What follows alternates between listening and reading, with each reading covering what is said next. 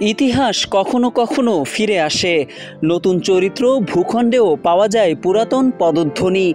বাংলাদেশের স্বনামধন্য এক রাজনীতিবিদ ফিরে এসেছেন, তাও আবার দীর্ঘ 4 দশকেরও বেশি সময় পর। এশিয়াতে নয়, আফ্রিকার বুরকিনা ফাসোতে। বুরকিনা ফাসোর বর্তমান সেনা শাসক ইব্রাহিম ত্রাওর ফ্যাশনে, বসনে, কণ্ঠে, রাজনৈতিক দর্শনে যেন প্রেসিডেন্ট জিয়াউর রহমান। এই সেনানায়ক যেন জিয়াউর রহমানের প্রতিচ্ছবি। তরুণ বয়সে ক্ষমতার কেন্দ্রে চলে আসা ইব্রাহিম ত্রাওর এবং জিয়াউর রহমান দুজন আলাদা দুই মহাদেশের হলেও বহন করছেন একই ধরনের ঐতিহাসিক সাদৃশ্য। অদ্ভুত সব মিলের কারণে বুরকিনা ফাসোর এই শাসকের মাঝে জিয়াউর রহমানকে খুঁজে পান বাংলাদেশিরা। দুজনেই দুর্নীতি, অকার্যকর আমলাতন্ত্র ও রাজনৈতিক দুর্বৃত্তায়নের বিরুদ্ধে নিয়েছেন দৃঢ় অবস্থান। জিয়া যেমন যুদ্ধবিধ্বস্ত দেশে কৃষি, শিক্ষা, স্বাস্থ্য ব্যবস্থার ভিত্তি গড়েছেন, তেমনি এই সেনাশাসকও জনকল্যাণ ও নিরাপত্তা নিশ্চিত করাকে অগ্রাধিকার দিয়েছেন।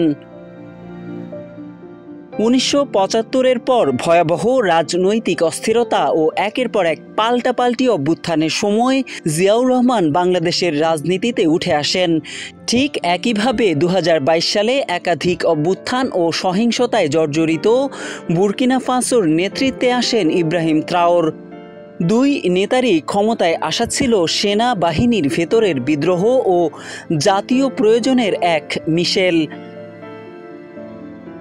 মুক্তিযুদ্ধ চলাকালে কালুরঘাট বেতার থেকে জিয়াউর রহমান বলেছিলেন, উই রিভল্ট, যা পাক বাহিনীর বিরুদ্ধে মুক্তিকামী জনতার উদ্দীপনা বহুগুণে বাড়িয়ে দিয়েছিল।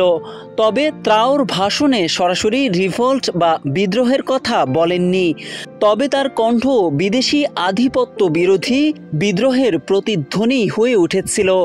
খনিজ সম্পদ উদ্ধার, ফরাসি সেনা প্রত্যাহারসহ নানা পদক্ষেপ নেন ত্রাওর।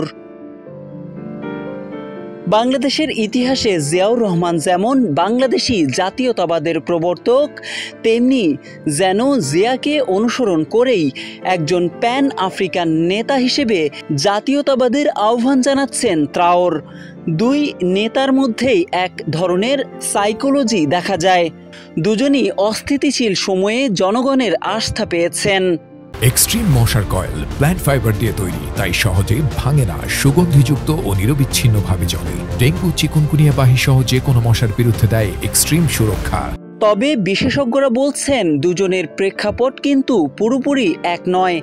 বাংলাদেশের স্বাধীনতা যুদ্ধ, শেখ মুজিবুর রহমানের হত্যাকাণ্ড এবং কোল্ড ওয়ারের প্রভাব জিয়াউর রহমানের নেতৃত্বের পেছনে বড় ভূমিকা রেখেছিল। বুরকিনা ফাসোর ক্ষেত্রে বিষয়গুলো অনেক বেশি আফ্রিকান প্রেক্ষাপটে, যেমন ফরাসি ঔপনিবেশিক ইতিহাস, সাহেল অঞ্চলের সন্ত্রাসবাদ। সামরিক পোশাক, কণ্ঠস্বর আর স্পষ্ট বার্তার কারণে সামাজিক মাধ্যমে অনেকেই ত্রাওরের মাঝে জিয়াউর রহমানকে খুঁজে পান। ইব্রাহিম ত্রাওর কি হতে পারবেন আফ্রিকার নতুন জিয়া? এ প্রশ্নের উত্তর সময়ই বলে দেবে। মোহাম্মদ সাইফুল ইসলাম, বাংলা নিউজ।